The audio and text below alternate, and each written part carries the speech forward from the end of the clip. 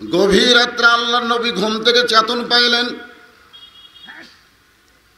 চেতন পাওয়ার কারণ হলো খাদিজাতুল কুবরা নবীর ডান হাতখানা বুকের মধ্যে নিয়ে ফোফায় ফোফায় কাঁদতেছে।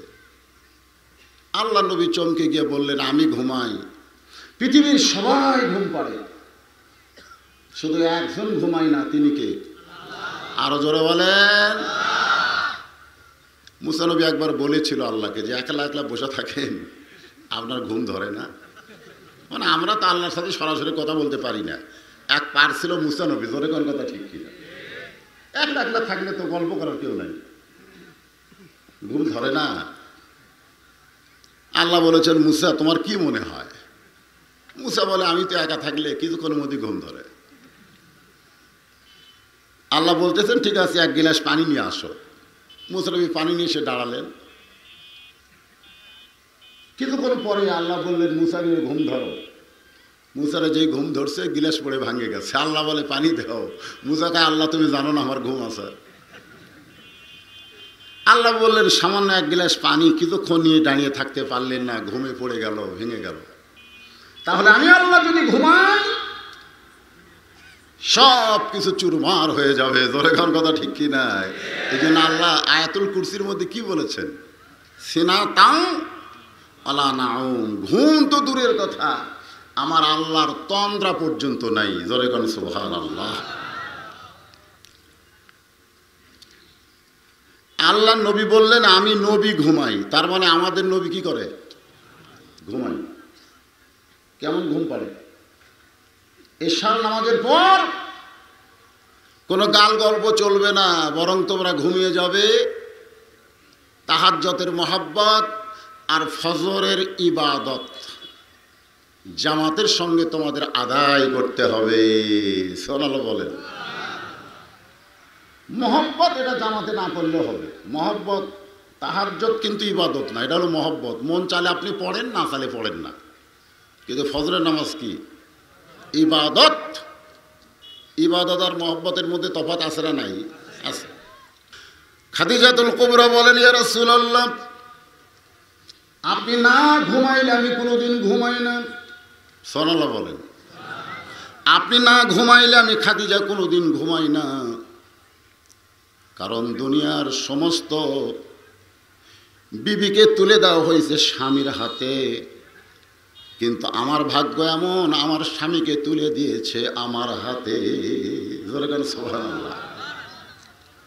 আমরা যারা বিয়ে করেছি, বিয়ে করার পরে মেয়ের বাপ কিন্তু আমাদের হাতে তুলে দিয়ে বলেছে, বাবা আজ থেকে আমার মেয়ের দায়িত্ব তোমাকে দিয়ে দিলাম। জোরে করার কথা ঠিক কি না? কিন্তু আল্লাহর নবীর যখন মা খাদিজার সঙ্গে বিয়ে হলো, তখন খাদিজাকে নবীর হাতে তুলে দেওয়ার কেউ নাই, বরং আবু তালেব নবীর চাচা আল্লাহর নবীকে খাদিজার হাতে তুলে দিয়ে বললেন, মা আজ থেকে আমার এতিমকে তোমার হাতে তুলে দিলাম।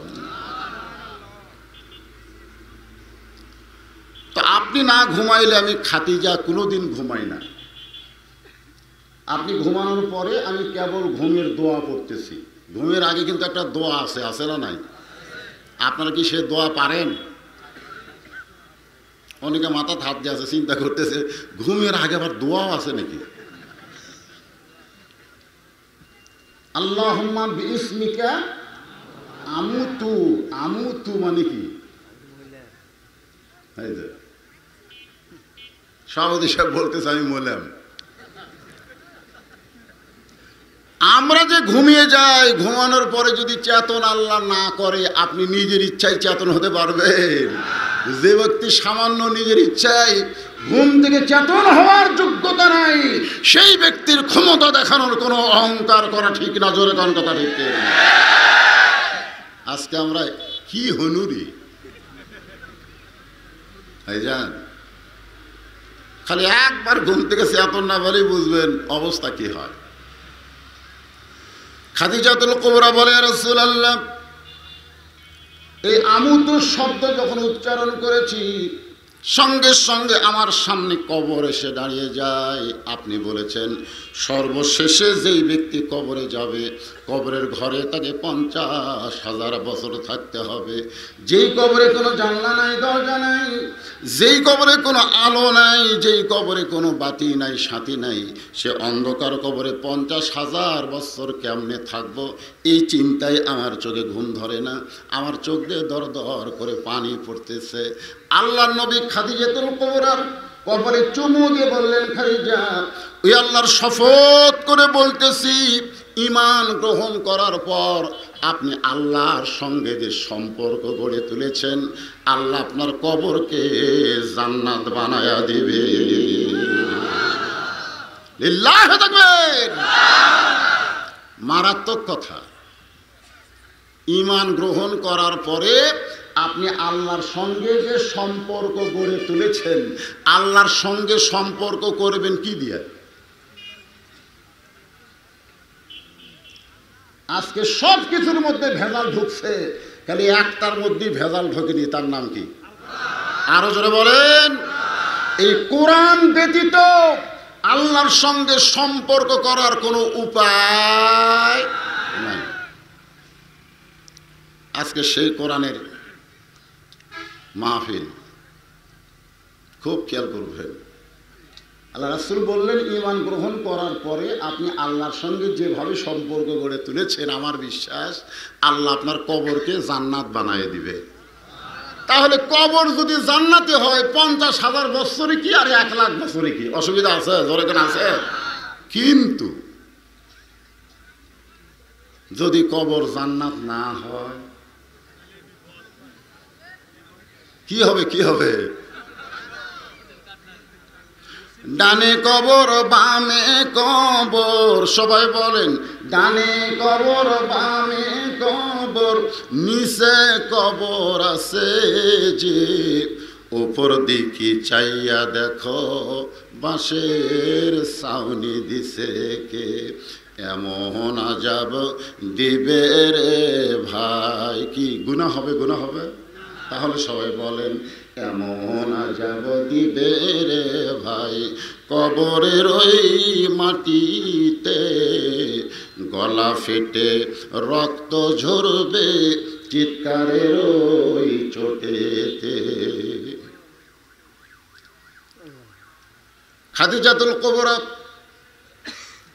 আল্লাহর নবীর হাত চেপে ধরে বললেন, ইয়া রাসূলুল্লাহ, আপনার কথা আমার বিশ্বাস হয়, সাল্লাল্লাহু আলাইহি, কিন্তু বিশ্বাস হয়, কিন্তু এই কিন্তু জিনিসটা আমাদের একটু চিন্তা করা লাগবে। আল্লাহ রাসূল বললেন, খাদিজা কিন্তু কি? বলে, কিন্তু হলো আমি মরে যাওয়ার আগে আপনার কাছে 3টা জিনিস চাইব। জোরে কোন, কয়টা? আপনি আমারে কি দিবেন? সঙ্গে সঙ্গে রাসূল বললেন, নাউজুবিল্লাহ, নাউজুবিল্লাহ, নাউজুবিল্লাহ। খাদিজা চমকে বলে, রাসূলুল্লাহ, আমি আপনার কাছে 3টা জিনিস চাইবো। এ কথা শোনার পরে আপনি 3 বার নাউজুবিল্লাহ কেন বললেন? আল্লাহ নবী বলেন, খাদিজা, চাইতে যদি চাও কেবলমাত্র একজনের কাছেই চাইতে হবে, তিনি হলেন আল্লাহ। আল্লাহ ছাড়া অন্য কারো কাছে চাওয়া যাবে না। তাহলে এখন যারা সিআইবি নোট দাঁড়াবে, তারা ভোট চাবে কার কাছে?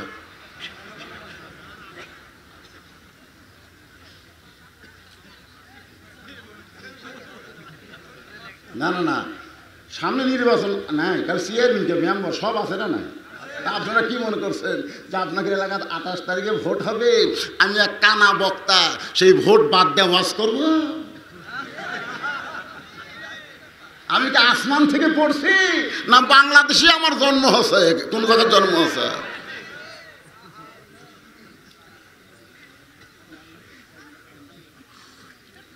ইজা আসাবাতুহুম মুসিবাতুন ক্বালু ইন্না লিল্লাহি ওয়া ইন্না ইলাইহি রাজিউন। এখন যদি আপনারা কেউ লাভ দিতে পারেন, হুজুর এই ভোটের কথা কি কোরআন শরীফে আছে? যদি কেউ বলে, এই ভোটের কথা কি কোরআনে আছে? কোরআনের মাহফিলে রাজনীতি কেন?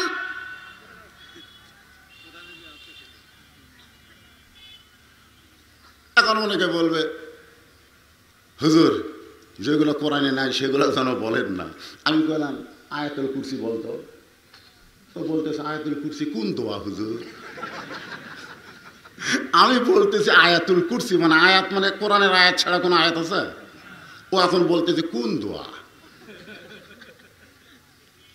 তুমি বেটা আয়াতুল কুরসি জানো না, তুমি আবার বলতেছ রুগী হয়ে ডাক্তারকে এটা দাও ওটা দাও, ডাক্তার কান দিয়ে যে আমি রোগ দেখে ওষুধ দিব, আর বেটা আমার কাছ থেকে ওষুধ চাই, আমি রোগ কি পরীক্ষা করব? একটু মনোযোগ দেন। কিন্তু এই কিন্তু বলতে একজন সাইড থেকে বলতে যে এই কিন্তুটা কি? এই কিন্তুটাই হলো আজকের আলোচনা। আল্লাহর বান্দারা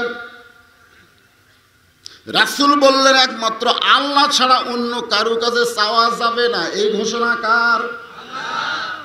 প্রত্যেক নামাজের মধ্যে লা সালাতা ইল্লা বি ফাতিহাতিল কিতাব, নামাজ হবে না যদি সূরা ফাতিহা না থাকে। ঠিক যেরকম ঠিক। তাহলে এখন চিন্তা করেন কেন নামাজ হবে না? এই সূরা ফাতিহার মধ্যে বলা হয়েছে ইয়্যাকা না'বুদু ওয়া ইয়্যাকা নাস্তাঈন, গোলামি করবে যার, সাহায্য চাইবে তার কাছে, যা চাওয়ার আছে চাইতে হবে কার কাছে? এমনকি আল্লাহ ছাড়া নবীর কাছেও চাওয়া যাবে। আমি তো বাংলাদেশের মানুষ, আমরা কবর জিয়ারত করি। সর্বপ্রথম হজ করে রাসূলের রওজার পাশে গিয়ে কেবল এরকম হাত তুলছি। হ্যাঁ, রওজার পাশে আমরা সাধারণ কবরের পাশে হাত তুলে দোয়া করি না ভাই? আর রাসূলের রওজার পাশে যেই হাত তুলছি, পুলিশ দৌড়ে এসে বলতেছে মামনু কুল্লু হারাম মামনু।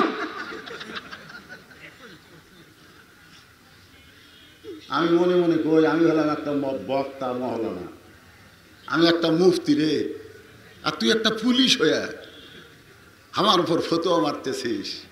আমার ঈমান বলতেছে মওলানা তুমি এমন দেশের মওলানা, তোমার ঈমানের চাইতে মদিনার পুলিশের ঈমানের দাম বেশি। কারণ তোমরা জাত্তার কাছে চাও, জাত্তার কাছে চাওয়া যাবে নাকি? আল্লাহর বান্দার একটু মনোযোগ দেন। খাদিজাতুল কুবরা বলতেছে ইয়া রাসূলুল্লাহ, আপনার কাছে আমি যা চাবো তা যদি আল্লাহর না থাকে তাহলে আল্লাহ দিবে কোত্থেকে? আল্লাহ নবী চমকে উঠে বলতেছে খাদিজা তুমি কি করো?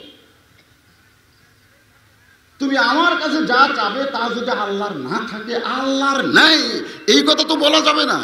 খাদিজা বলতেছে আল্লাহর অনেক কিছুই নাই, যেমন আল্লাহর ঘুম নাই, আল্লাহর বউ নাই, আল্লাহর সন্তান নাই, আল্লাহর মা নাই বাপ নাই, এমনকি আল্লাহর মৃত্যু নাই। জোরে কোন কথা ঠিক কি না? তাহলে আমাদের যা আছে আল্লাহর সেগুলো তো নাই। আল্লাহ নবী চমকে বললেন খাদিজা এইগুলো কথা আপনি কেমনে জানলেন? খাদিজা বলে আপনি শুধু ভিতরের খবর জানেন, বাহিরের খবর জানেন না। কারণ আমাদের নবীকে আল্লাহ শুধু ভিতরের খবর জানাইছেন। মা ইয়ান্তিকু আনিল হাওয়া ইন হুয়া ইল্লা ওয়াহয়ুন ইউহা। আল্লাহু আকবার। আল্লাহ কোরআন কারীমের মধ্যে বলেছেন নবী কোনো কিছুই বলে না, নবী কোনো কিছুই করে না যতক্ষণ আল্লাহ না বলায়, আল্লাহ না করায়। ও খাদিজা তুমি কি চাও? খাদিজা বলে হুজুর আপনি বলেছেন আমার কবর আল্লাহ জান্নাত বানায় দিবে, আমার বিশ্বাস হয়, কিন্তু আমি মরে যাওয়ার পর আমার এক নম্বর চাওয়া হলো আপনি দীর্ঘ 3 বছর, কোনো কিতাবে লেখছে 3.5 বছর সাধনা করার পরে আল্লাহ পাক আপনাকে যে কোরআন দিয়েছে, সুবহানাল্লাহ বলেন। নবী কিন্তু এমনি কোরআন পাই নাই, যে জায়গায় নবী প্রথম কোরআন, ওই জায়গায় আল্লাহ আমাকে কয়েকবার যাওয়ার তৌফিক দান করেছে। এই জায়গাকে বলা হয় গারে হীরা। নাম কি? বর্তমানে পাহাড়টার নামই ভিন্ন হয়ে গেছে, জাবালে নূর। জাবালে নূর, কারণ বুঝাইছে এটা নূরের পাহাড়, আর এই কোরআনকে বুঝাইছে নূর, আর ওটা হলো পাহাড়। জোরে কোন সুবহানাল্লাহ। কোরআনের প্রথম 5টা আয়াত আল্লাহ নবীর প্রতি নাজিল করেছে, তার মধ্যে প্রথম শব্দটাই হলো ইকরা। প্রথম শব্দটা কি? ইকরা মানে পড়ো। ইকরা মানে পড়ো। পড়ার কথা বলা হয়েছে। আমাদের বাংলাদেশের সরকার সাক্ষরতা, মূর্খ থেকে সাক্ষরতা, মানে সমস্ত মানুষ যেন শিক্ষিত হয়, এই জন্য কিন্তু বহু চেষ্টা করতেছে। জোরে কোন কথা ঠিক কি না? পড়ার কথা বলা হয়েছে, আমরাও পড়তেছি। আইরে আইটিয়ে নায়ে ভরা দিয়ে না নিয়ে গেল বোয়াল মাছে, তাই না দেখা ভদ্র নাচে। আমাদের ছেলে মেয়ে পড়তেছে, একদম বাগদম ঘোরাডম সাজে, ঢাক ঢোলক ঝাঁঝর বাজে। সেই পড়ার কথা আল্লাহ বলতেছে, সেই পড়ার কথা। বিইসমি রব্বিকাল্লাযী খলাক, যে আল্লাহ তোমাকে সৃষ্টি করেছেন সেই আল্লাহর নামে পড়েন। খাদিজা বললেন, রাসূলুল্লাহ, ওই গারে হীরা থেকে আসার পরে আপনি আর কোনোদিন গারে হীরায় যান নাই। আপনি গারে হীরা থাকা অবস্থায় আপনার উপর আল্লাহ যে কোরআন নাজিল করেছে, ওই জুব্বাখানা আপনি আর কোনোদিন পরেন নাই। আমি দেখেছি আপনি যত্ন করে রাইখা দিয়েছেন। আমি যখন মরে যাব, ওই কোরআনের প্রথম 5টা আয়াত নাজিল হওয়ার জুব্বাখানা আমার পরনের কাফন পরায় দিবেন। জোরে কোন সুবহানাল্লাহ। কারণ নবী গল্প করেছে যে আমি তো গর্তের মধ্যে বসে আছি, ইতিমধ্যে বিশাল দেহি একজনের সে আমাকে ডাক দিল। আমি তো প্রথম বললাম আনা বেকারি, আমি পড়তে পারি না। সে আমাকে জোরে চাপ দিল, চাপ দেওয়ার পর আমার জবান খুলে গেল। জোরে কোন সুবহানাল্লাহ। নবীর শরীর ঘেমে গিয়েছিল। আল্লাহর বান্দার একটু মনোযোগ দেন। আল্লাহর নবী বলতেছে, খাদিজা, ওই জুব্বাটা আমি যত্ন করে রাইখা দিয়েছি। খাদিজা বললেন, হুজুর, ওইটাই আমার 1 নম্বর চাওয়া, আমার শরীরে পরায়া আমাকে কাফন দিবে। আমার 2 নম্বর চাওয়া হলো, আমি মরে যাওয়ার পর আপনার পবিত্র হাত দিয়ে আমার দেহখানা কবরের ঘরে নামায় দিবেন। আমার 3 নম্বর চাওয়া হলো, কবরে মাটি দেওয়ার পরে সবাই যখন চলে যাবে, এমন সময় মুনকির নাকির চলে এসে 3টা প্রশ্ন করবে। জোরে কোন কয়টা? আরে মুসলমান না হয়ে যদি মরেন, একটা প্রশ্নের উত্তর দেওয়া যাবে না। জোরে কোন কথা ঠিক কি না? আর যদি মুসলমান হয়ে মরেন, আপনাকে উত্তর দেওয়া লাগবে না, আপনার পক্ষ থেকে উত্তর চলে আসবে। সুবহানাল্লাহ বলেন না কেন? আচ্ছা, মনে করেন যারা নামাজ পড়ে, 5 ওয়াক্ত নামাজ জামাতের সঙ্গে আদায় করে, প্রত্যেক নামাজে কতবার রব রব উচ্চারণ করে আপনারা জানেন? কতবার হিসাব করছে কেউ? প্রথম যায় আলহামদুলিল্লাহি রব্বিল আলামিন, রুকুতে যায় সুবহান রব্বিয়াল আযীম, সেজদায় গিয়ে সুবহান রব্বিয়াল আলা। মুনকির নাকির বলতেছে, মান রব্বুকা, তোমার রবকে। নামাজ দাঁড়াই বলবে, এই কাকে রব সম্পর্কে প্রশ্ন করেছ? যে দুনিয়াতে নামাজের মধ্যে কতবার রব রব জিকির করেছে তোমরা জানো?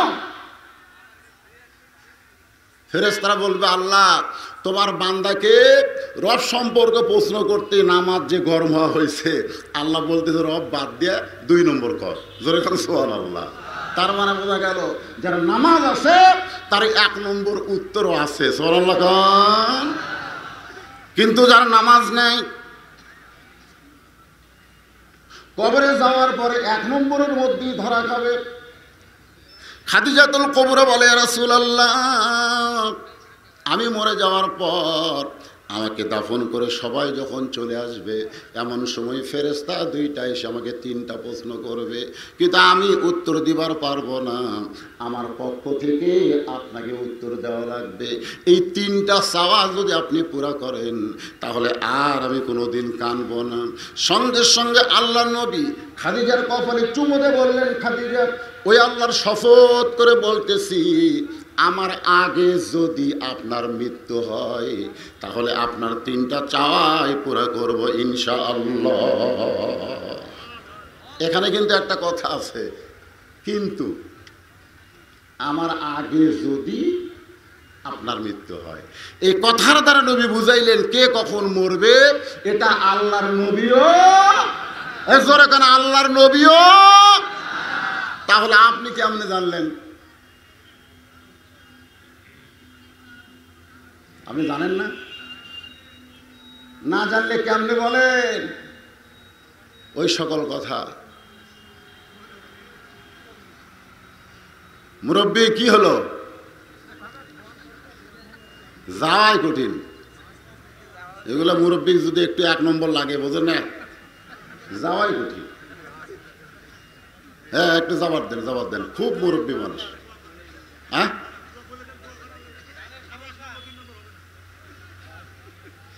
1 নম্বর 2 নম্বর আপনাকে মুরব্বীর হবে না। যে এখনকার কিছু যুবক সব সময় যে কি ফ্রি ফায়ার পাবজি খেলে,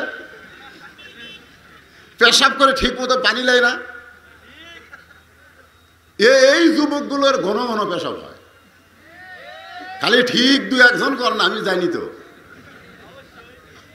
আজকে আমি ওয়াজ করতেছি ইন্না লিল্লাহ, সেদিন বাংলায় অনেক কথা বলেছি, সেই কথাগুলো বাদ দিয়ে বাজান একটু মনোযোগ দিয়ে কথাগুলো শুনবেন। আল্লাহ রাসূল বললেন, খাদিজা আমার আগে যদি আপনার মৃত্যু হয় তাহলে আপনার 3টা চাওয়াই আমি পুরো করব ইনশাআল্লাহ। এই ইনশাআল্লাহ কিন্তু আমাদের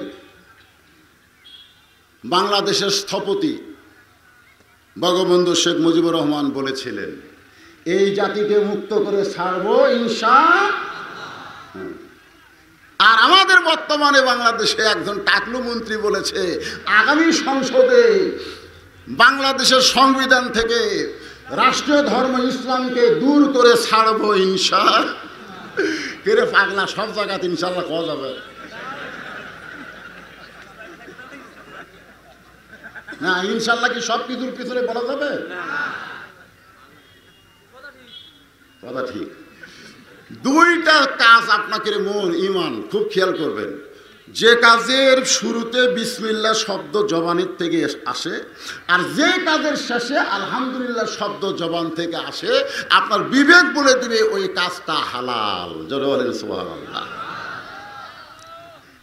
আল্লাহর বান্দার একটু মনোযোগ দিবেন। মা খাদিজা দুনিয়া থেকে বিদায় নিলেন। মা খাদিজা যখন দুনিয়া থেকে বিদায় নিলেন, ওই সময় নবীর 4টা মেয়ে ছিল। জোরে বলেন কয়টা?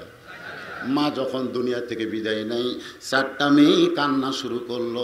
রাসূল খেয়াল করে দেখতেছে 3টা মেয়ের কান্নার শব্দ শোনা যায়, কিন্তু একটা মেয়ের চোখ দিয়ে শুধু পানি পড়তেছে, কান্নার কোনো সাউন্ড নেই। 3টা মেয়ে, কুলসুমা, রোকেয়া আর জয়নাব, এই 3টা মেয়ে কাঁদতেছে, কান্নার সাউন্ড শোনা যায়। কান্নারও কিন্তু একটা শব্দ আছে, আছে না নাই? আমার বাবা মইরা গেছে, কান্দে না? মরার আগে খাট দিবার ছিল, সে খাট আমায় দিবে কে? আমার বাবা মইরা গেছে রে। দেখবে মেয়েরা কিন্তু বাপ মা মরে গেলে এগুলো কথা কয় আর বিনয় কি করে কান্দে। আশেপাশের লোক অনেকে যায়, ওদের কান্না দেখা ওরাও কান্দে। জোরে করে কথা ঠিক কিনা?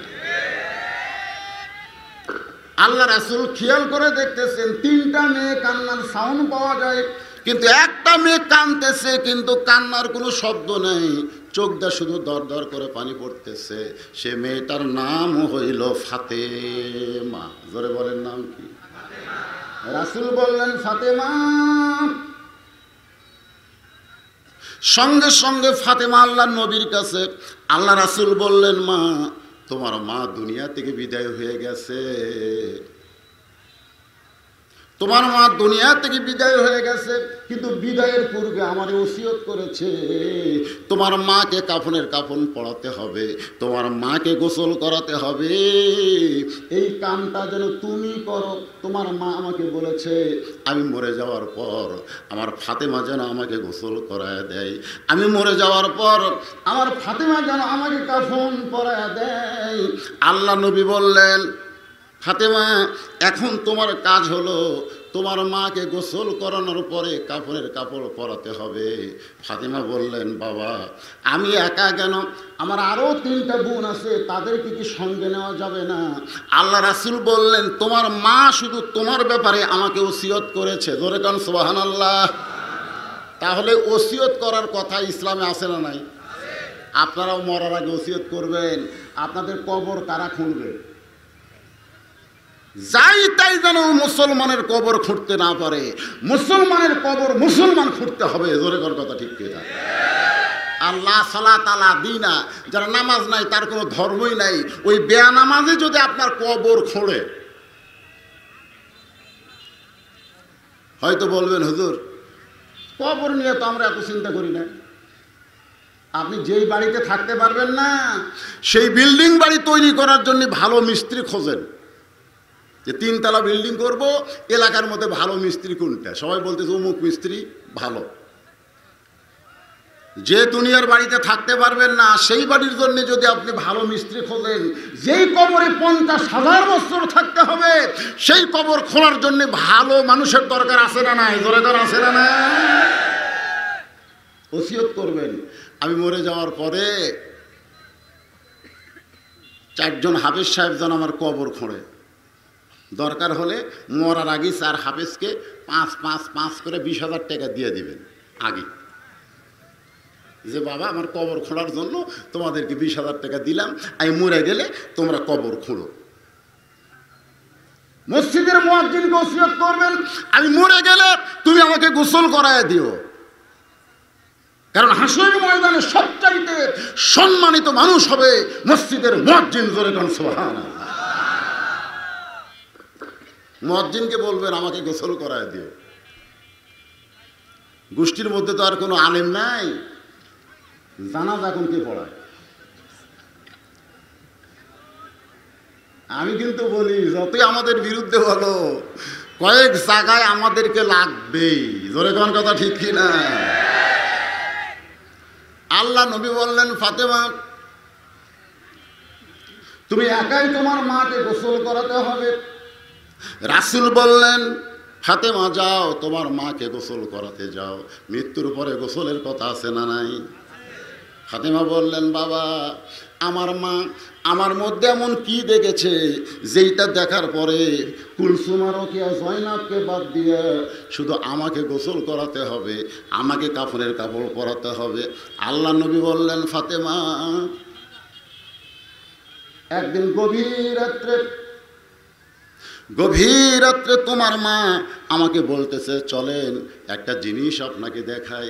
আমি তোমার মায়ের সঙ্গে তুমি যেই ঘরে ঘুম পাড়তেছো ওই ঘরের জানলার পাশে তোমার মা খাদিজা বলতেছে, হুজুর আপনি ভিতর দিকে তাকায় দেখেন তো, যে মেয়েটা ঘুম পাড়তেছে ওই মেয়েটা কে? আমি মুসকে হাসিতে বললাম, খাদিজা ওই মেয়েটা হলো আপনার উদরের মেয়ে ফাতেমা। এর আবার দেখানোর কি আছে? খাদিজা বলতেছে, হুজুর আমি জানি ফাতেমা আমার উদরে জন্ম নিয়েছে, কিন্তু তারপরেও ফাতেমা সম্পর্কে কি আমি কিছুই জানতে পারবো না? আল্লাহ নবী বললেন, খাদিজা এই পৃথিবীতে 10 জন পুরুষকে জান্নাতের সার্টিফিকেট দেওয়া হয়েছে। সুবহানাল্লাহ। 10 জন পুরুষকে জান্নাতের সার্টিফিকেট দেওয়া হয়েছে, আবার 10 জন নারীকেও জান্নাতের সার্টিফিকেট দেওয়া হয়েছে। আমরা খালি 10টা পুরুষের খবর জানি, কিন্তু 10 জন নারীকে যে আল্লাহ জান্নাতের সার্টিফিকেট দিয়েছে এ খবর আমরা কিন্তু অনেকেই জানি না। জোরে কোন কথা ঠিক কিনা? নবী বললেন, খাদিজা পুরুষের মধ্যে 1 নম্বর হলো আবু বকর। পুরুষের মধ্যে 1 নম্বর জান্নাতীর নাম কি? আর নারীদের মধ্যে 1 নম্বর জান্নাতি হবে খাদিজাতুল কুবরা। জোরে বল সুবহানাল্লাহ। তাহলে পুরুষের মধ্যে 1 নম্বর কে? আর নারীদের মধ্যে? আল্লাহ নবী বললেন পুরুষের মধ্যে 2 নম্বর হযরত ওমর, নারীদের মধ্যে 2 নম্বর কে হলে ভালো হয়? খাদিজা বলতেছে রাসূলুল্লাহ 1 নম্বর যখন আল্লাহ আমাকেই ঘোষণা করেছে, তাহলে 2 নম্বর ফাতেমা হলে ভালো হয়।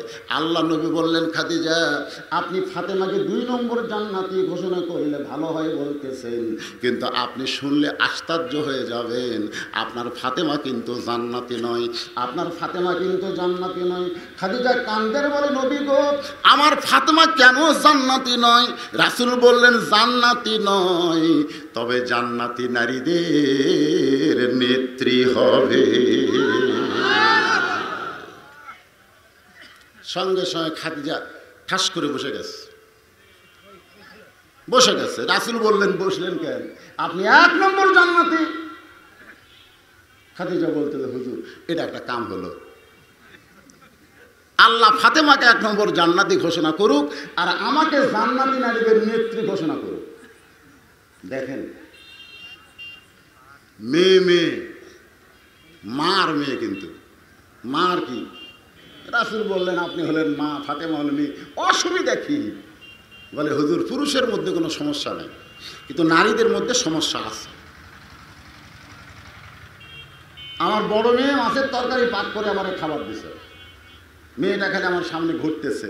আমি বললাম মা বাংলাদেশের বহু জায়গায় মাছের তরকারি খাই, কিন্তু তোমার হাতে যে কি মধু আছে, যেই বলছি কি মধু আছে, মেয়ে আর এক টুকরা খপ করে দিয়েছে, দিয়ে বলতেছে আপনি পেট পুরে খান। মেয়েটাও খুশি আমিও খুশি, কিন্তু তাকায় দেখে ওর মা গাল ফুলাস। আইলে তোমার কি হলো? বলে আপনার মেয়ে শুধু ভালো পারে, আপনার মেয়েই পারে, আমি কি পারি? আরে এটা কেমন কথা? মেয়ের প্রশংসা করলে মা বেজার হয়ে যায়। এই জাতের নাম হলো নারী জাত। জোরে বলেন ঠিক কিনা ভাই?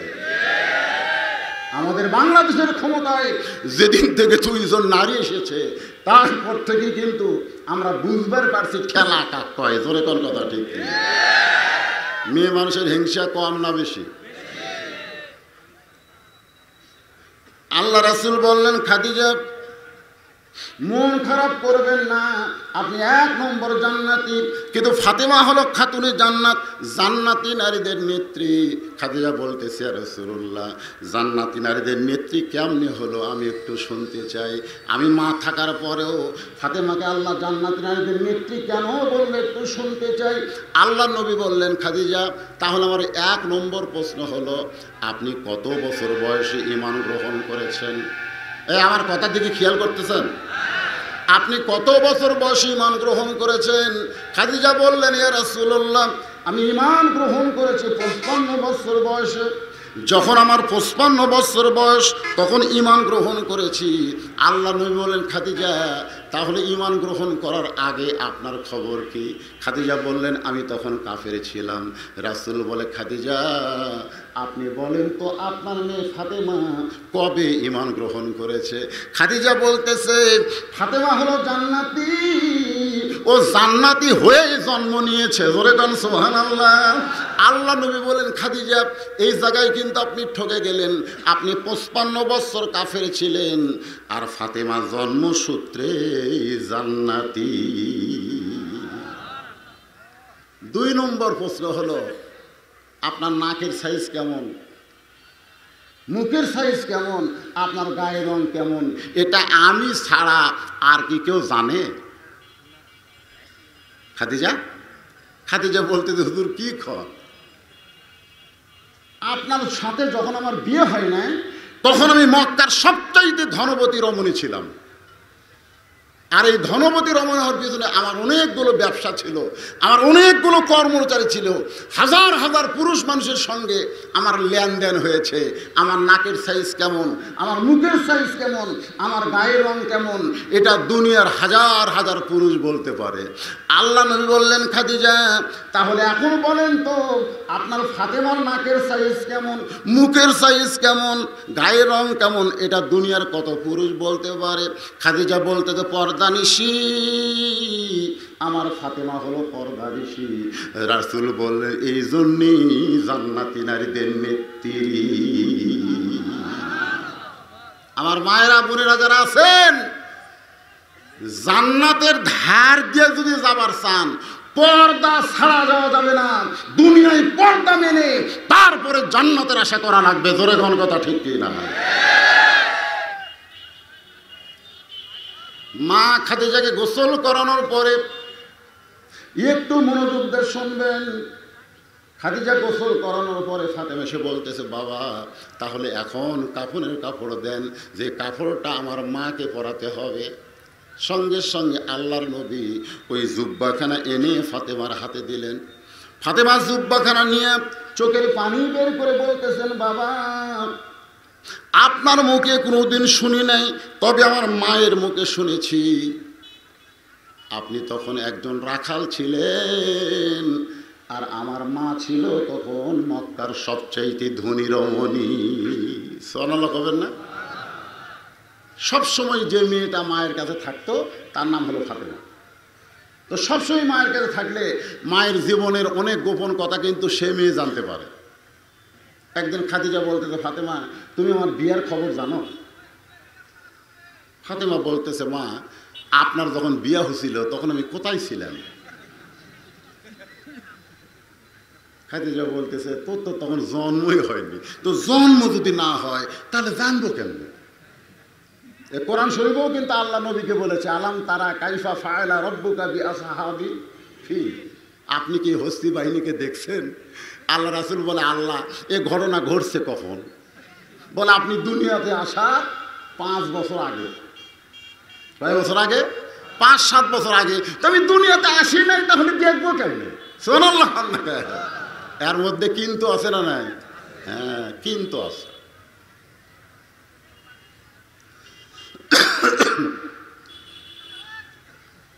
ফাতেমা বলতেছে, মা আপনার বিয়ার খবর আমি জানি না, তবে আপনি যখন উৎসাহ করেছেন একটু বলতে পারেন। খাদিজা বলতেছে, তাহলে শোনো, আমি ঠিক দুপুর বেলায় বেলগুনিতে বসে বিশ্রাম করতেছি, এমন সময় তাকায় দেখি আমার সমস্ত রাখালগুলো ঘরের মধ্যে আরাম করতেছে।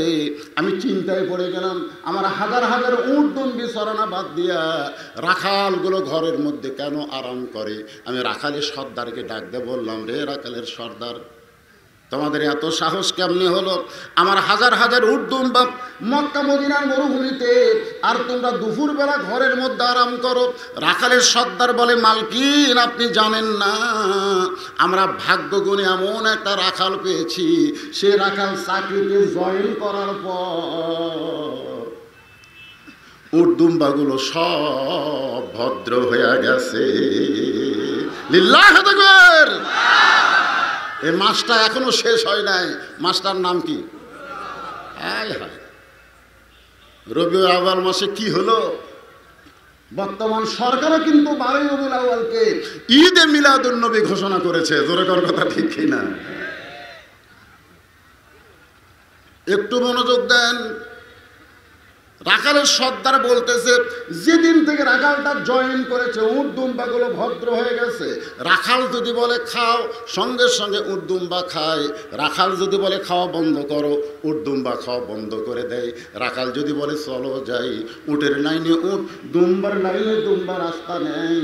এমন কথা শোনার পরে খাদিজা চিৎকার করে বলতে, রাখালের সর্দার এই গাঁজাখুরি কথা কেমনে বলতে পারো? একজন মানুষ রাখালের বাধ্য কোনোদিন জন্তু জানোয়ার হতে পারে? রাখালের সর্দার বলে, বিশ্বাস যদি না হয় আপনি তদন্ত করেন। তদন্ত করার কথা আছে না নাই? জোরে করে আছে না নাই? আমাদের বাংলাদেশেও তদন্ত হচ্ছে। তদন্ত হচ্ছে না? জোরে করে হচ্ছে না? জয়পুরহাট থেকে আমাকে একজন মুয়াজ্জিন জিজ্ঞাসা করে, হুজুর কেমন আছেন? আমি কইলাম আলহামদুলিল্লাহ। আমি বললাম, মুয়াজ্জিন সাহেব আপনি কেমন আছেন? কয় নাউজুবিল্লাহ। আমি বললাম, নাউজুবিল্লাহ কেন? বলে, নাউজুবিল্লাহ বলার পিছনে কারণ হলো আজান হচ্ছে, আকামত হচ্ছে, কিন্তু ইমাম নাই। আজান হয়, আকামতে ইমাম নাই কেন?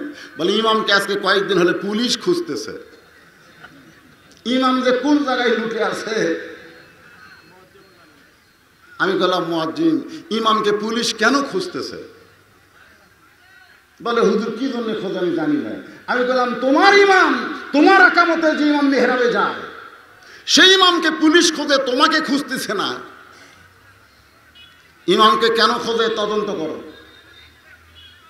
কিছুদিন পর মুয়াজ্জিন তদন্ত করে আমাকে মোবাইল করে বলতে যে হুজুর ইমামের মধ্যে মারাত্মক একটা দোষ আছে, যেই দোষে পুলিশ তাকে খুঁজতেছে। আমি বললাম কি দোষ? বলে ইমামের দোষ হলো ইমাম শুধু মসজিদকে আল্লাহর ঘর বিশ্বাস করে না, ইমাম বিশ্বাস করে গোটা বাংলাদেশ আল্লাহর। আসতে কন কেন? ইমামের বিশ্বাস কি ভুল? ইমামের বিশ্বাস কি ভুল? ইমাম বিশ্বাস করে মসজিদ শুধু আল্লাহর ঘর নয়, গোটা বাংলাদেশ আল্লাহর। শুধু মসজিদ ভালো রাখলে হবে না, গোটা বাংলাদেশকে ভালো রাখতে গেলে কোনো সরকারি আইন দিয়ে, কোনো ব্রিটিশের আইন দিয়ে ভালো করা যাবে না। বাংলাদেশ ভালো করতে গেলে আল্লাহর কোরআনের আইন চালু করতে হবে। জোরে কোন কথা ঠিক কি না? আর আল্লাহর কোরআনের আইন চালু করতে গিয়া ইমাম আল্লাহর দল করে, এই খোঁজটাকে যেন থানায় দিছে। তারপর থেকে পুলিশ ইমামকেই খুঁজতেছে। ফেরেশতা তকবীর। শোনেন, বাংলাদেশে 3টা তসবিহ এর আগে আমি আপনাদের শুনেছি।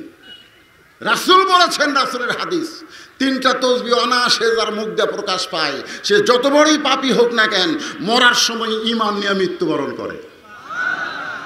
একটা হলো সুবহানাল্লাহ, এই দেরি করে, একটা হলো সুবহানাল্লাহ, একটা হলো আলহামদুলিল্লাহ, আর একটা হলো আল্লাহু আকবার।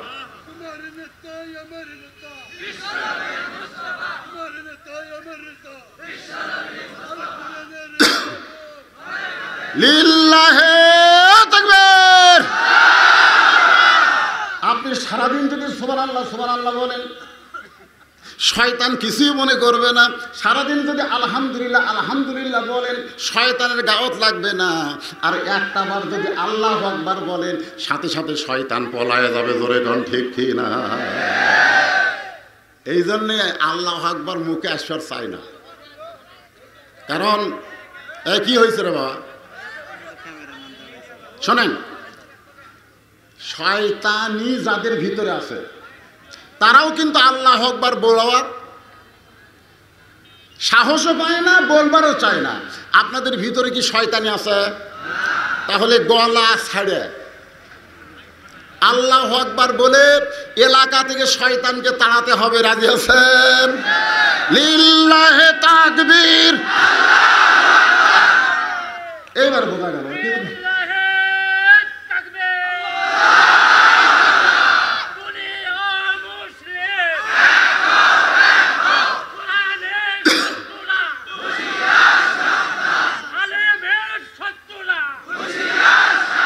মাশাআল্লাহ, এখানে আমরা এক হয়ে আছি। এখানে আমরা এক হয়ে নাই, এক হয়ে আসি কাছি নাই। কি এক হওয়া? কি এক হওয়া? ওয়াতাসিমু বিহাবলিল্লাহি জামিআন ওয়ালা তাফাররাকু। এই আয়াতের একটু তাফসীর দেখবেন, কি বিষয় এক হওয়া। আমরা তো বাংলাদেশে আজকে খালি খুঁজতেছে যে আপনাদের একজন আছে আব্দুর রাজ্জাক বিন ইউসুফ, আছে না নাই? জোরে কোন আছে না? ডক্টর আব্দুল বারী যখন জীবিত ছিল তখন বাংলাদেশে আহলে হাদিস ছিল, হানাফি ছিল, মনে হচ্ছিল ভাই ভাই।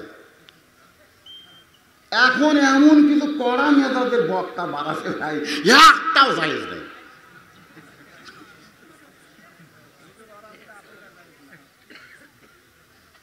এখন এক তো হওয়া দূরের কথা, ওয়াজের মৌলিক কোন বিষয়ে আমাদের এক হতে হবে আমি একটু ইশারা দিয়ে দেব, সরাসরি বলার সুযোগ এখন নাই। অ্যাঙ্গেলে কথা হবে, আপনারা প্যান্ডেলের বাইরে গিয়ে বুঝে নেবেন। ঠিক? তাহলে কি বলতেছিলেন? খাদিজাতুল কুবরাকে রাখাল বলতেছে আপনি তদন্ত করেন, আপনি তদন্ত কমিটি প্রেরণ করেন, কারণ আপনি হলেন মক্কার সবচাইতে ধনবতী রমণী। আপনাকে তদন্ত করার কথা বলা আমার বেয়াদবি। আপনি তদন্ত কমিটি পাঠান। তদন্ত কমিটি আছে না নাই? জোরে গেলে কয় দাওয়াত পাচ্ছে, আসতে গেলে কয় কত পায় খাওয়া খাচ্ছে। আগে থেকে হুজুরকে দেখতে পারে না, একেবারে তদন্ত কমিটির প্রধান বানাচ্ছে। তাহলে এখন আপনারা বলেন ওই হুজুরের পক্ষে রিপোর্ট দিবে না বিপক্ষে দিবে? আজকে যতগুলা তদন্ত রিপোর্ট আলেমদের বিরুদ্ধে হয়েছে, এগুলা কারা করছে? যারা খাদিজা বলতেছে, তুমি যে কথা বলেছ এইটা তদন্ত করার জন্য কমিটি গ্রহণ করব না, আমি নিজেই তদন্ত করতে চাই। সুবহানাল্লাহ বলেন। খাদিজা তদন্ত করতে গেলেন দুপুর বেলায়। সূর্যের তাপে মরুভূমির বালি পোড়া গন্ধ পাওয়া যায়, আসমানের সূর্যের তাপে পাহাড়ের পাথর পোড়া পোড়া গন্ধ পাওয়া যায়। কিন্তু মাত্র 25 বছরে রাখাল উট দুম্বার মাঝখানে, তার মাথার উপরে সূর্যের কোনো তাপ নাই। খাদিজা একটু নিকটে গিয়ে তাকায় দেখে সূর্যের তাপ কেমনে আসবে তার দেহে। এক খণ্ড মেঘ আল্লাহ তার মাথার উপর ছাতা বানায়া দিছে। রাখাল যেই দিকে যায় মেঘটাও সেই দিকে যায়। রাখাল যখন বসে মেঘটা নিচের দিকে নেমে আসে। খাদিজাতুল কুবরা চমকে গেলেন, এইটা কেমন মানুষ? আর একটু নিকটে যাই, আর একটু নিকটে তদন্ত করতে গেছে। এমন সময় একটা বাতাস ওই 25 বছর রাখাল আমাদের নবীর শরীরে লাইগা ওইটা খাদিজার নাকের মধ্যে ঢুকছে। এইটা দুনিয়ার কোনো বাতাস নয়, আল্লাহ যেন জান্নাতের দরজা খুলে দিয়া মিশক আম্বরের সুগন্ধ খাদিজার নাকে যায়। 40 বছরের মেয়ে খাদিজা এক দৌড়ে এসে ঘরের দরজা বন্ধ করে মনের মধ্যে আবার বিয়ার ফুল ফুটছে। সুবহানাল্লাহ। দাসী এসে খাদিজার দরজায় বলতেছে, মালকিন রাখালের তদন্তের রিপোর্ট কি? দাসী খাদিজা বললেন, রাখালের চাচারে খবর দাও, রাখালের চাকরি ক্যান্সেল। রাখালের চাচারে খবর দাও, রাখালের চাকরি ক্যান্সেল। দাসী বুঝতে পারে নাই, মারাত্মক কিছু খারাপ দেখছে, যার জন্য চাকরি ক্যান্সেল হয়ে গেছে। দাসী দৌড়ে গিয়ে মুরব্বী আবু তালেবের কাছে বলতেছে, কেমন ভাবে ভাজতা লালন পালন করেছেন, আজকে মালকিন নিজে তদন্ত করে তার রাখালের চাকরি ক্যান্সেল হয়ে গেল। আবু তালেব চাকরি বাজানোর জন্য চলে এসেছে খাদিজার কাছে। এসে দেখে খাদিজা ঘরটা সুন্দর করে সাজায়া, ঘরের ভিতরে একটা সুন্দর চেয়ার সাজায় রাখছে। আবু তালেব বলতেছে, মা আমার রাখালের চাকরি ক্যান্সেল কেন হলো? বলে, ক্যান্সেল কেন হলো পরে বলবো, আগে চেয়ারে বসেন। আবু তালেব বলে, চেয়ারে বসবো পরে, আগে ক্যান্সেলের কথা বলো। খাদিজা বলতেছে, চাকরি ক্যান্সেল করার অর্থ হলো আমি তাকে স্বামী হিসাবে গ্রহণ করতে চাই। ফাতেমা কান্দের বলে, বাবা মক্কার সব চাইতে ধনবতী রমণী আপনি রাখালের চাকরি ক্যান্সেল করে দিয়া আপনাকে স্বামী হিসাবে গ্রহণ করে নিল।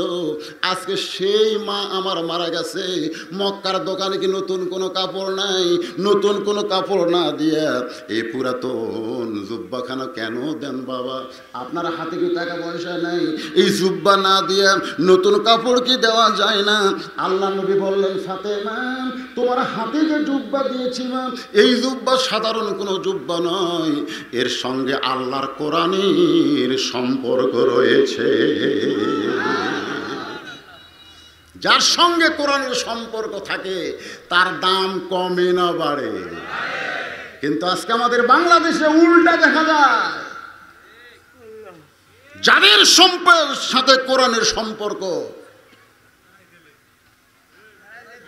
তারা কোন জায়গা জোরে বলা লাগবে না, জনগণ সব বুঝে গেছে। জোরে ঠিক কি না? যারা বাহিরে আছে তারা মনে হয় খুব ভালো আছে। আপনার কথার উত্তর পাচ্ছেন? ও যে বলছিল, হুজুর আপনি কেমন আছেন?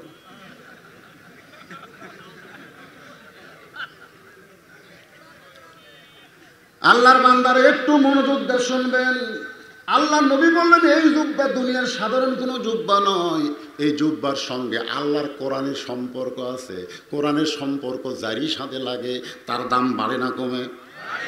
দেখবেন একই গাছের কাঠ দিয়ে তিনটা জিনিস বানাইছে, একটা খাট বানাছে, একটা সোফা বানাছে, আর একটা রেহাল বানাছে। রেহাল একই গাছের কাঠ দিয়ে কয় জিনিস বানাইছে?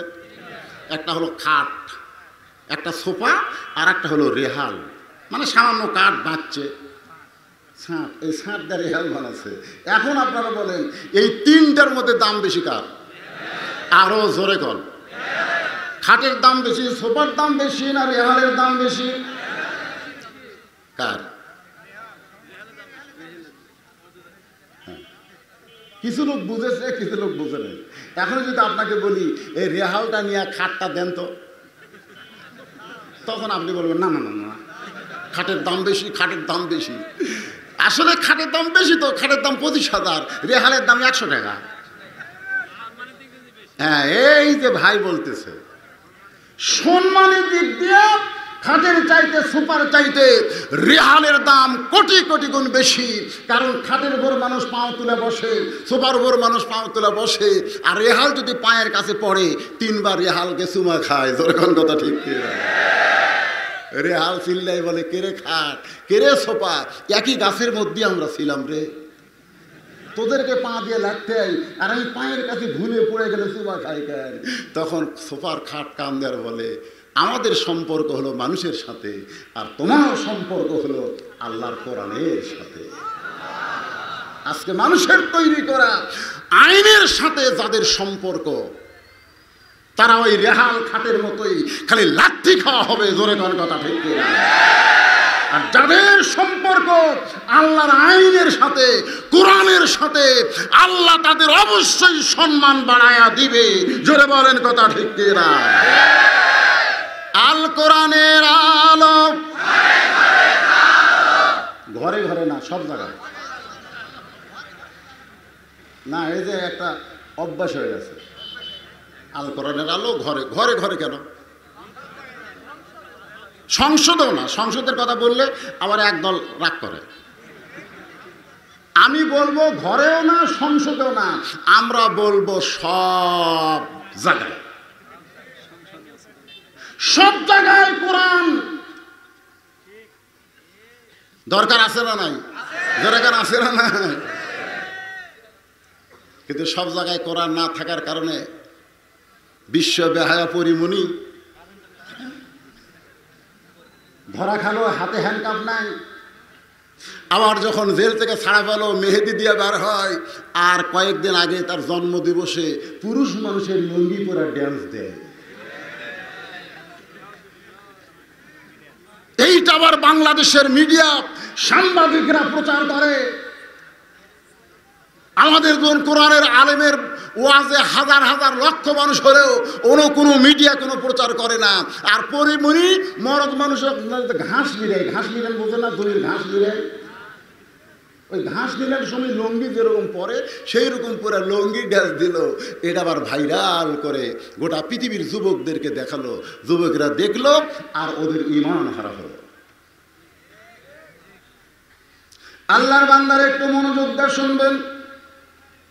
আল্লাহর কোরআনের সঙ্গে সম্পর্ক থাকার কারণে এই জুব্বাটা আমি তোমাকে দেইনি মা, এটা তোমার মা আমার কাছে চেয়েছে।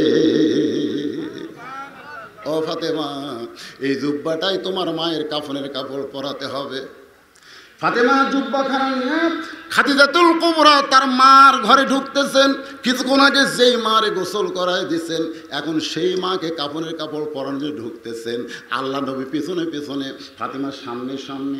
যেই মাত্র ফাতেমা ঘরের মধ্যে যায়, নবী সঙ্গে সঙ্গে দরজা বন্ধ করে দেয়। নবীর সঙ্গে সঙ্গে দরজা বন্ধ করে দেয়, কারণ ফাতেমা খাদিজাকে কাফনের কাপড় পরাতে পারবে, কিন্তু আল্লাহর নবী পরাতে পারবে? জোরে গান পারবে না। রাসূল বলেছেন কোনো স্বামী যদি মারা যায়, বউ ইচ্ছা করলে তাকে গোসল করাতে পারবে, ইচ্ছা করলে তাকে কাফনের কাপড় পরাতে পারবে। কিন্তু বউ যদি মারা যায়, স্বামী আর কিছুই করতে পারবে না। আপনার বলেন তো, যে স্বামী মরলে বউ স্বামীকে ইচ্ছা করে ন্যাংটা করে গাও সাবান টাবান দিয়ে গোসল করাবার পারবে? বউ স্বামীকে কাফনের কাপড় পরাতে পারবে, কিন্তু স্বামী পারবে না কেন? কি জানার দরকার আছে না নাই? আল্লাহ কোরআনে বলেছে, আর রিজালু কাওয়ামুন আলান নিসা, পুরুষেরা নারীদের উপরে থাকবে, পুরুষেরা নারীদের উপরে থাকবে। একজন মেয়ে মানুষ মারা গেলে সঙ্গে সঙ্গে পুরুষ বিয়ে করতে পারবে, কিন্তু একজন স্বামী মারা গেলে সঙ্গে সঙ্গে মেয়ে বিয়ে বসতে পারবে না। কমপক্ষে ওই মরা স্বামীর অধীনে তাকে 3.5 মাস থাকতে হবে, 3 তুহুর পর্যন্ত তাকে অপেক্ষা করতে হবে, ওই স্বামীর অধীনেই থাকবে। জোরে কোন সুবহানাল্লাহ। আমার মায়েরা বোনেরা হয়তো ভাবতেছেন, হুজুর এই জায়গায় আল্লাহ পুরুষের দাম বাড়ায় দিলে কেন? এই জায়গায় আল্লাহ পুরুষের দাম কেন বাড়ায় দিল? যে বউ মরার সঙ্গে সঙ্গে বিয়ে করতে পারবে, কিন্তু স্বামী মরে গেলে বউ বিয়ে বসতে পারবে না, এত দেরি কেন করতে হবে? এর মধ্যে কারণ আছে না নাই? যেরকম আছে না নাই? এই কারণগুলো আমাদের মা বোনেরা জানে না, যার কারণে তাসলিমা নাসরিন নামক একজন খারাপ মেয়ে বলে কোরআন নারীকে ঠকাইছে, ইসলাম নারীদের ঠকাইছে। ইসলাম কিন্তু নারীদের ঠকাই নাই, বরং ইসলাম নারীদেরকে সব চাইতে রাজরানীর মর্যাদা দান করেছে। না সুবহানাল্লাহ। ফাতেমা ঘরের মধ্যে গেলেন, আল্লাহ নবী দরজায় দাঁড়িয়ে থাকলেন। কিছুক্ষণ পর ফাতেমা হাসতে হাসতে দরজা খুললেন। জোরে কান সুবহানাল্লাহ। নবী চমকে গিয়া বলে, ফাতেমা তুমি কানতে কানতে জুব্বা নিয়ে তোমার মাকে কাফনের কাপড় পরাতে ঢুকলে, কিন্তু হাসতে হাসতে দরজা খুললে কেন? ফাতেমা বলতেছে, বাবা কানতে কানতে কেন ঢুকলাম আপনি জানেন, হাসতে হাসতে কেন বের হলাম এটাও আপনি জানেন। আমি কানতে কানতে ঢোকার কারণ হলো আমার মাকে কাফনের কাপড় পরাবো, এই জন্যই কানতে কানতে আমি ঢুকেছি, কিন্তু হাসতে হাসতে কেন দরজা খুললাম এটা আপনি জানেন বাবা। আল্লাহ নবী বললেন, ফাতেমা ওই আল্লাহর শপথ করে বলতেছি, আমি নবী জানি না যতক্ষণ আমার আল্লাহ না জানা। সুবহানাল্লাহ খান বল। মা তুই হাসতে হাসতে কেন দরজা খুললি? এখন বলেন, ফাতেমা হাসতে হাসতে দরজা খুললো, এটা নবী জানে না। আর সেই নবী কোনোদিন গায়েবের মালিক হতে পারে? এই জোরে কান, সেই নবী কোনোদিন গায়েবের মালিক হতে পারে? আল্লাহর ধন নবী পাইয়া আল্লাহ গেছে গায়েব হইয়া, নবীর ধন খাজা নিয়া শুয়া আছে আজমিরে, কেউ ফেরে না খালি হাতে, খাজারে তোর দরবারেতে। এরকম ভণ্ড মানুষ আমাদের বাংলাদেশে আছে না নাই? যেরকম আছে না নাই? গায়েবের মালিককে আরো জোরে জোরসে বলুন। সূরা হাশরের শেষ 3 আয়াতের প্রথম আমরা পড়ি না, সওয়াবের আছে পড়ি কি পড়ি না? আপনারা জানেন না সবাই? হুয়াল্লাহুল্লাযী পড়েন, হুয়াল্লাহুল্লাযী লা ইলাহা ইল্লাহু আলিমুল গায়বি ওয়াশ শাহাদাতি হুয়ার রহমানুর রহিম। আল্লাহ রাসূল বললেন, ফাতেমা তুই কি জন্য হাসতে হাসতে দরজা খুললি? মা নিজের মাকে কাফনের কাপড় পরায়া কোনোদিন কি কোনো মেয়ে হাসতে পারে? ফাতেমা বলতেছে, বাবা আমার মাকে যখন আপনার জুব্বা পরাবার গেছি, কাফনের কাফন হিসাবে যখন আপনার জুব্বাখানা পরাবার গেছি, এমন সময় ইত্তাকু ফিরাসাতাল মুমিনিনা ফাইন্নাহু ইয়ানজুরু বিনুরিল্লাহ, আল্লাহর নূরের দৃষ্টিতে আমি তাকায় দেখি আমার মাকে আল্লাহ জান্নাতের পোশাক পরায়া দিছে। লিল্লাহি তাকবীর। আমি কিন্তু এখানে একটা হাদিস বলেছি, ইত্তাকু ফিরাসাতাল মুমিনিনা ফাইন্নাহু ইয়ানজুরু বিনুরিল্লাহ। মুমিনদের দৃষ্টি, মুমিনদের চাহনিকে তোমরা ভয় করো, কারণ যারা প্রকৃত মুমিন হবে তারা তোমাদের মতন গেলাম রে আর কোনোদিন হবি না রে, যেভাবে ক্ষমতা একটা ধরতে রে, ওরে বাবা রে, এটা তোমাদের দৃষ্টি, কিন্তু যারা প্রকৃত মুমিন তাদের দৃষ্টি হলো আলাদা। কারণ প্রসব বেদনা যখন শুরু হয় তখন প্রথম বাচ্চা হচ্ছে, এখনো হয়নি, কোনোদিন টেস্ট পাইনি তো, খালি মা হবার তালে হবি না তো। বাচ্চা হওয়ার আগে যখন পেটের বেদনা শুরু হচ্ছে, মরে যাব, গলার দড়ি দিব, বিষ খাবো, মানে এই বেদনার চোটেই মরে যাবি, গলার দড়ি দিয়ে বিষ খাবি। দাদি আর নানি এসে খালি মুসকে মুসকে হাসে, আমি বিষের যন্ত্রণায় মরে যাবার চাই, আর আপনারা হাসেন খেয়ে। বলে আমরা হাসতেছি কারণ আছে, একটু ধৈর্য ধর, একটু ধৈর্য ধর। ইন্নাল্লাহা মা'আস সাবিরিন, ধৈর্যশীলদের সঙ্গে আল্লাহ আছে। আল্লাহ বলেছেন ওয়ালা নাবলুওয়ান্নাকুম বিশাইয়্যিম মিনাল খাউফি ওয়াল জুই ওয়া নাকসিম মিনাল আমওয়ালি ওয়াল আনফুসি ওয়াস সামারাতি ওয়া বাশশিরিস সাবিরিন। একটু দাঁতের উপর দাঁত দে। তখন দাগের নানি ঘরের মধ্যে বসে আছে, মানে কষ্ট সহ্য করতেছে, ইতিমধ্যে হয়ে বেরোস। বিশ্বের যন্ত্রণায় মা তো বেহুশ, সন্তান ধাত্রী নিয়ে যা গোসল টোসল করায় মা আবার হুঁশ ফিরে পাইছে।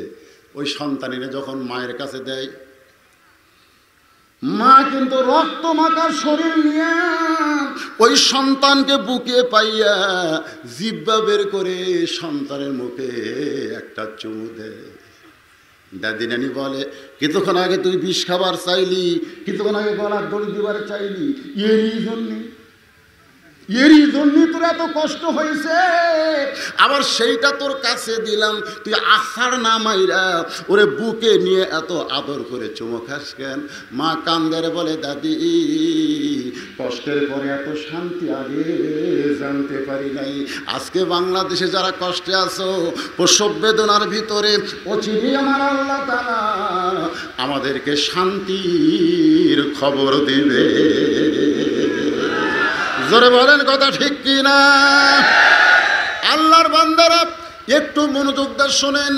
ফাতেমা বলতেছে বাবা ইয়ানজুরু বিনুরিল্লাহ, আমি নূরের দৃষ্টিতে তাকায় দেখি আপনার এই জুব্বা পরানোর আগে আল্লাহ তাআলা আমার মা খাদিজাকে জান্নাতের পোশাক পরায় দিছে। সঙ্গে সঙ্গে নবী আল্লাহু আকবার বলে মাটিতে বসে ছোট বাচ্চার মতন কাঁদতেছেন। ফাতেমা বলতেছে বাবা আমার মার শরীরে আল্লাহ জান্নাতের পোশাক পরায় দিছে, এইটা শুনে আপনি কেন কাঁদতেছেন? রাসূল বলে ফাতেমা এই কান্না কোনো দুঃখের কান্না নয়, এই কান্না হলো আমার জীবনের সব চাইতে আনন্দের কান্না। কারণ সর্বপ্রথম কোন বউ হইয়া স্বামীকে নবী বলে স্বীকার করা, এটা আমার জীবনে হয়েছে। সুবহানাল্লাহ কর না কেন? নিজের বউ হুজুর কওয়া যে কি কঠিন ভাইরে, সেটা আমরা বুঝতেছি।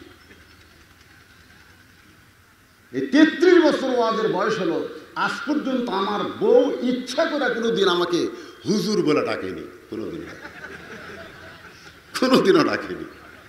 আমি কইলাম কে রে, লক্ষ লক্ষ মানুষ আমাকে হুজুর কয়, আর তুমি একবার হুজুর কও না কেন? তোমার মুখে একটু হুজুর শুনবার চাই। বউ খালি মুসকে মুসকে হাসে। হাসো কেন? বলে জনগণ আপনাকে চিনে না তাই হুজুর কয়, কিন্তু আমি তো মালটা চিনি। হুজুর হওয়া এত সহজ নয়, কারণ আমরা বাহিরে হুজুর ভিতরে খেজুর, আর আল্লাহর নবী বাহিরেও যা ভিতরেও তাই। জোর বলেন সুবহানাল্লাহ। এই জন্য যাকে তাকে নেতা মানা যাবে না, যেই নেতার ভিতরেও ভালো বাহিরেই ভালো, তিনি হচ্ছে আমাদের আদর্শের নেতা মুহাম্মদুর রাসূলুল্লাহ। জোরে বলেন কথা ঠিক কিনা? আমি যেই বলবো আমার নেতা তোমার নেতা, এই মেম্বার মার্কা স্লোগান দিলে হবে? একেবারে সাইজ মতো মারা লাগবে, পারবেন? আমার নেতা তোমার নেতা, বিশ্বনবী চরিত্র। এর আগে কি শুনেছি আপনাদের? ফুলের মতো। আমাকে নিতে কয়েকদিন পরে যখন ক্যানভাস বানাবে, আমি গতকাল যাচ্ছিলাম টাঙ্গাইল ওয়াজ করতে, এই সিরাজগঞ্জের ভিতর দিয়ে রায়গঞ্জ পার হচ্ছে, ইতিমধ্যে একটা মিছিল বের হচ্ছে, ওরকে 11ই নভেম্বর ভোট মিছিল করতেছে। আমার নেতার চরিত্র সবগুলা করছে ফুলের মতো পবিত্র, আমার নেতার চরিত্র ফুলের মতন পবিত্র। আমি ড্রাইভারকে বললাম গাড়ি ব্রেক কর। ওরা যে নেতার চরিত্র ফুলের মতন বলতেছে, যদি গাড়ি ওদের সাইডে দিকে যায় ওরা কিন্তু গাড়ি গুঁড়া করবি, কারণ ওরা যার যে নেতার চরিত্র ফুলের মতন পবিত্র বলতেছে, এরা যে কেমন করবি আমাকে জানা আছে, জোরে কোনো কথা ঠিক কিনা। আমি ড্রাইভারকে বললাম গাড়ি ব্রেক কর, ওরা যাক, দরকার 8 ঘন্টা বসে থাকবো রে, কিন্তু ওরকে মিছিলের মধ্যে আমাকে গাড়ি ফালান যাবি না, এরকে স্লোগান পাল্টে গেছে, জোরে কোনো ঠিক কিনা। তুমি যার চরিত্র ফুলের মতন পবিত্র বলতেছ, সে হয়তো দাঁড়ায় পেশাব করে, পানি যায় না কুকুরের মতো, জোরে কোন কথা ঠিক কিনা। আমার আল্লাহ কোরআনে বলেছেন ওয়া ইন্নাকা লাআলা খুলুকিন আযীম।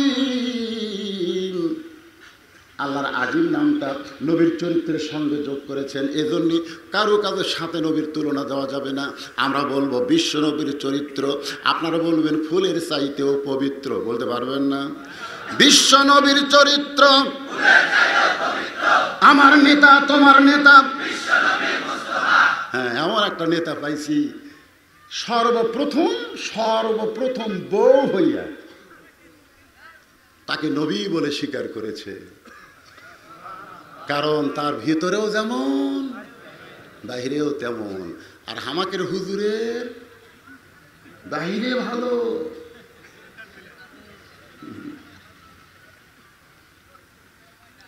আল্লাহর নবী নিজে উম্মাহাতুল মুমিনিন খাদিজাতুল কুবরাকে কবরের ঘরে যখন নামান, 2 চোখ দিয়া দর দর করে পানি পড়তেছে। আবু বকর বলে ইয়া রাসূলুল্লাহ, হুজুর আপনি যদি এমন করে কাঁদেন তাহলে আমরা কেমনে সহ্য করব? আপনি নবী হয়ে কেন কাঁদতেছেন? আল্লাহ নবী বলেন আবু বকর, আমার খাদিজাকে যখন বিয়ে করেছিলাম তখন কিন্তু আমি নবী ছিলাম না। আমার খাদিজাকে যখন আমি বিয়ে করেছিলাম তখন আমার বয়স ছিল 25 বছর। দুনিয়ার স্বামীরা বইয়ের দায়িত্ব নেয়, আর আমার খাদিজা স্বামীর দায়িত্ব নিয়েছে। নবুয়ত পাওয়ার পর আমি কলেমার দাওয়াত নিয়ে ওমান আহসানু কাওলাম মিম্মান দাআ ইলাল্লাহ ওয়া আমিলা সালিহান ওয়া ক্বালা ইন্নানি মিনাল মুসলিমিন। সুবহানাল্লাহ। কলেমার দাওয়াত নিয়ে যখন যাইতাম, খাদিজা বলতো হুজুর আমি আপনার সঙ্গে যাবার চাই। আল্লাহ রাসূল বলতেন খাদিজা আপনাকে যাওয়া লাগবে না, বরং আপনি থাকেন। রাসূল বলে আবু বকর কত রজনীতে ফিরে এসেছি, এখন ঘড়ি আছে 1টা বাজে 2টা বাজে, কোন সময় আমি নবী এসেছি। ওই আল্লাহর শপথ করে বলতেছি আমার খাদিজাকে কোনোদিন দরজায় ডাক দেওয়া লাগে নাই, আমি দরজা বরাবর দাঁড়াইতেই খাদিজা দরজা খুলে দেয়। জিজ্ঞাসা করা হলো খাদিজা কখন কত রাত্রে আমি আসি, কিন্তু কোনোদিন তো আপনারে ঘুমানো দেখি না, আপনি কি তাহলে ঘুমান না? খাদিজা বলে রাসূলুল্লাহ আপনি যতই দিনের দাওয়াত দেন আমার বিশ্বাস আপনি বইয়ের কাছে আসবে। আমার বিশ্বাস আপনি যতই কলেমার দাওয়াত দেন আপনি 3 চিল্লা 4 চিল্লা দিয়ে বউ ছাড়িয়ে থাকবেন না। হাসেন না রে ভাই, হাসেন না। বউ যে স্বামী পাইলে কি খুশি হয়। সিরাজগঞ্জ মোড়ত গেছি, উল্লাপর আমার ওয়াজ, মোবাইল করে বলতে তোর আশা লাগবে না, বৃষ্টিতে সব শেষ। আমি বললাম ভাই এখনো সিরাজগঞ্জ মোড়ে তো বৃষ্টি হয়নি, কোটি হয়নি, কিন্তু এটি শেষ হুজুর, আর আসেন না। আমি ড্রাইভারকে বললাম ব্যাক করো, চলো যাই। 9টার মধ্যে গাড়িতে আসলেন, আমাকে এলাকাতে 1 ফোঁটাও বৃষ্টি হয়নি। বউ দরজা খুলে বলতেছে কি ব্যাপার এত তাড়াতাড়ি, আপনি তো 2টা-3টার আগে কোনোদিন আসেন না। আমি বললাম যেখানে মাহফিল সেখানে বৃষ্টি হয়েছে। আমার বউ কয় আলহামদুলিল্লাহ আলহামদুলিল্লাহ। আমি বললাম কেরে পাগলি, বৃষ্টি হলে মাহফিলের ক্ষতি হলো, কত হাজার হাজার টাকা ওদের ক্ষতি হলো। এখানে আলহামদুলিল্লাহ না বলে ইন্নালিল্লাহ বলা দরকার ছিল। বলে বৃষ্টি যত হবে আমি তত তাড়াতাড়ি স্বামী পাবো। তাহলে প্রত্যেকটা বউ চায় তার স্বামী তার কাছে ফিরে আসুক। জোরে কোন কথা ঠিক? কথা কোন ঠিক? এমন ইসলাম কোথায় পাবেন? খাদিজাতুল কুবরা বলে, রাসূলুল্লাহ আমি দরজায় দাঁড়িয়ে থাকি, কারণ আমার স্বামী কলেমার দাওয়াত দিয়েছে। আমার খাদিজা বলে ডেকে কষ্ট পাবে, সেই কষ্ট যেন না পাই এই জন্য না ঘুমায় দরজায় দাঁড়িয়ে থাকি। আল্লাহ নবী বলেন, আমি দরজায় তুমি কেমনে জানো? বলেন, আপনি হলেন মিশকাম্বর, আপনার দেহ থেকে এমন একটা সুগন্ধ বের হয় যে বের হওয়াটাই আমার নাকের মধ্যে ঢুকে হাত দিয়া দরজা খুলে দেয়। আল্লাহ রাসূল কিন্তু সুগন্ধকে পছন্দ করতেন। সুবহানাল্লাহ বলেন। রাসূল বলতেন না আমার তিনটা জিনিস পছন্দ, তার মধ্যে একটা কি? কথা কয় না, সুগন্ধি। এখন সামনে 28 তারিখে নির্বাচন আসতেছে, এখন প্রার্থীরা যে হারে সিগারেট দেওয়া শুরু করবে আর কর্মীরা যে হারে খাবে, এরা যদি মাঝে মধ্যে কোনো সময় বইয়ের কাছে যাওয়ার চায়, বউ মনে মনে চিন্তা করবে, আল্লাহ এটা মানুষ ঢুকলো না পাতা ঢুকলো? জোরে কোন কথা ঠিক কিনা? আমি আপনাদের জোরহাত করে বলতেছি, নবীর সুন্নত হলো স্বামী স্ত্রী যখন ঘুমাতে যাবে ঘুমানোর আগে মেসওয়াক করা সুন্নত। সারাদিন কি খাইছো না খাইছো ওই ঘুমের আগে মেসাজ করবে স্বামী স্ত্রী দুইজন, কারণ ঘুমের আগে মহব্বতে মুখের কাছে যাইতে পারে। ধরে কোন কথা ঠিক কিনা? আবার ঘুম থেকে উঠে মেসওয়াক করবা সুন্নত। এমন টানা টানিছে, একটার আগুন দিয়ে আর একটা ধরাছে, ফিরি খাওয়া বোঝেন না, সমানই মারতেছে।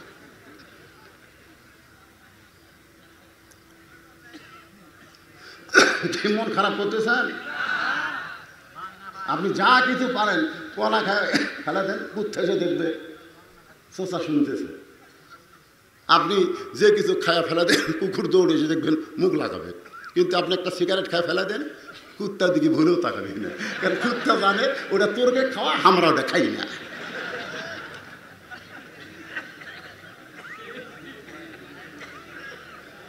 যারা খাচ্ছেন কষ্ট পাচ্ছেন বাদ দেন। যারা সিগারেট খান বইয়ের কাছে একবার জিজ্ঞেস করবেন, আমি যে বিড়ি সিগারেট খাই তোমার কেমন লাগে? বাংলাদেশের 100 বউ বলবে, 70-100 জন বউ বলবে অবশ্যই খারাপ লাগে। বলবে না? কথা কন না কেন? বলবে না? আমার মায়েরা মনে মনে চিন্তা করতেছে, হুজুর তো ভালো একটা ওয়াজ করলো রাত 12টার সময়, কারণ এখন ঘড়ির দিকে তাকায় দিকে 12টা। জোরে বলেন কয়টা? আরো জোরে। 12টা 4। বিজ্ঞাপনে একটা লেখা দিয়েছে, অনেক বিজ্ঞাপনে এরা বুদ্ধি করে লেখে না, কিন্তু এরা লেখছে বাদ আসর হইতে রাত্রি 12টা পর্যন্ত। না, লেখা আছে,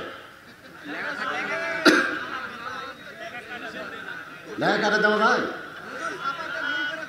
আচ্ছা ঠিক আছে, আমি কি ওয়াজ শেষ করছি, কিন্তু এই একটা স্মরণ করে দিলাম আর কি, যে এখন থেকে আর 12টা এরকমভাবে টাইম লিখবেন না, লিখবেন যে মধ্যরাত পর্যন্ত। তাতে যদি 12টা ক্রস করে আপনাদের কোনো সমস্যা, কিন্তু এই যে 12টাকে বাইন্ধে দিচ্ছেন না, আমি জীবনে বহু আলাদা ওয়াজ করছি, এরকম 12টা দেওয়া ভালো, এটা বক্তাকে জন্য খুব ভালো। একটু জিকির করেন, লা ইলাহা ইল্লাল্লাহ, লা ইলাহা, লা ইলাহা ইল্লাল্লাহ, লা ইলাহা ইল্লাল্লাহ মুহাম্মাদুর রাসূলুল্লাহ সাল্লাল্লাহু আলাইহি সাল্লাম। আপনারা উঠবেন না, মনে করবেন না হুজুর আরও ঘন্টার পর ঘন্টা ওয়াজ করবে, তা না ভাইজান, একটু মনোযোগ দিয়ে শোনেন। আল্লাহ নবী খাদিজাকে কবরের ঘরে নামায় দিচ্ছেন, চোখের পানি পড়তেছে। কবরে নামানোর পরে, কবর থেকে ওঠার পরে মাটি দেওয়া হলো, সমস্ত সাহাবীরা কবর ছেড়ে যখন চলে যায়, কিন্তু আল্লাহর নবী খাদিজার কবর ছাড়েন না। কবরের পাশে দাঁড়িয়ে আছেন, কারণ সবাই যখন চলে যাবে আপনারা কি মনে করতেছেন মানুষকে কবর দেওয়ার সাথে সাথে আপনি কবর থেকে যাবেন না, একটু কবরের কাছে থাকবেন। কবরের বাসীকে কত বড় একা, সবাই যখন ছেড়ে চলে গেছে আল্লাহ রাসূল বলেছেন তোমরা কবরের পাশে একটু দেরি করো, কারণ মুনকির নাকির আসবে, বড় কঠিন মুহূর্ত হবে ভাইজান। একটু আসল কথাটা শুনে যান, মনোযোগ দিয়ে শুনবেন। 3টা প্রশ্ন করবে, এই 3টা প্রশ্নের উত্তর কিন্তু আপনাকে দেওয়াই লাগবে। এই 3টা প্রশ্নের উত্তর যদি কেউ দিবার পারে সঙ্গে সঙ্গে কবর থেকে আল্লাহ তাআলা তাদের জন্য। একটা হিন্দুকে যদি আপনি বলেন মান রব্বুকা, মুসলমান হয়ে কবরে আমি মুনকির নাকির প্রশ্ন করতেছি, তুই একটু উত্তর দে, দেখবেন একটা হিন্দু উত্তর দিবার পারবে, আপনারাও পারবেন। মান রব্বুকা বলবেন রব্বি আল্লাহ, ওমা দিনুকা বলবেন দিন ইসলাম, ওমান নাবিউকা মুহাম্মদ রাসূলুল্লাহ, হয়ে গেল। এটা আবার নামাজ রোজার কি দরকার? এই উত্তর তো আমাদের সকলের জানা আছে, সকলের জানা আছে, কিন্তু সকলে তো উত্তর দেওয়ার পারবে না। আল্লাহর বান্দারা আনসান করেন না, একটু খেয়াল করেন, সবাই চলে গেছে, নবী আমার কবরের পাশে দাঁড়িয়ে আছে, 1-1 ঘন্টা হয়ে যায়, মুনকির নাকির কবরের মধ্যে আসে না। আল্লাহ ডাকতে বলে হাবিব আপনি কি খাদিজার কবর ছাড়বেন না? আল্লাহ রাসূল বলে আল্লাহ আপনি কি খাদিজার কবরে মুনকির নাকির পাঠাবেন না? আল্লাহ ডাকতে বলে হাবিব গো, কবরে আসার আগে কবরের কথা স্মরণ করে কি বৃষ্টি পড়তেছে? কি এভাবে মানুষ একবার ওঠা তো 12টা বাচ্চা ইস্তেগফার বলে দোয়া হবে, অসুবিধা কি না? চলান করে হবে না, আমি সেই বক্তা না। এখনই বললেন আমরা সবাই একত্র একজোট একসঙ্গে বসেছি, কিছু লোক উঠবে কিছু লোক বসে থাকবে, সেই মাহফিলে কোনো রহমত বরকত থাকে না। জোরে তোর কথা ঠিক। এদের 12টা ঠিক আছে, এখনই মোনাজাত আল্লাহুম্মা আমিন, আল্লাহুম্মা আনতাস সালাম, আল্লাহুম্মা আনতাস সালাম ওয়া মিনকাস সালাম, তাবারাকতা ইয়া যাল জালালি ওয়াল ইকরাম।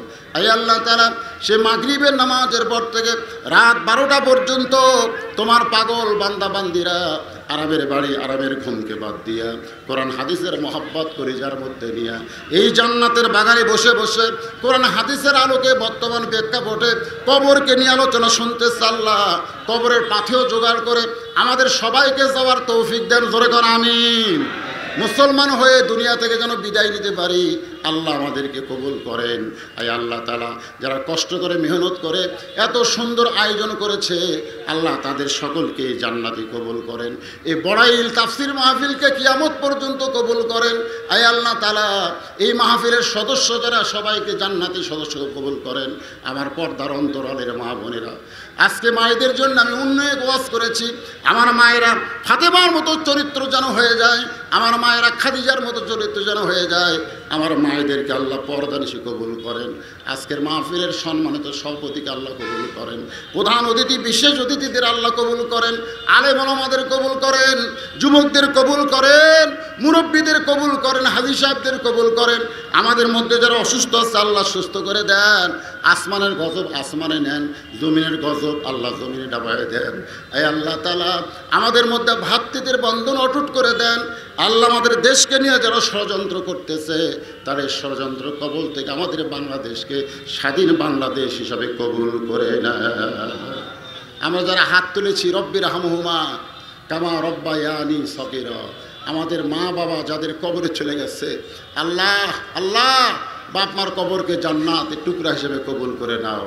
সুবহান রাব্বিকা রব্বিল ইজ্জাতি আম্মা ইয়াসিফুন ওয়া সালামুন আলাল মুরসালিন ওয়ালহামদুলিল্লাহি রব্বিল আলামিন বিরহমাতিকা ইয়া আরহামার রাহিমিন। আসসালামু আলাইকুম ওয়া রাহমাতুল্লাহি ওয়া বারাকাতুহু।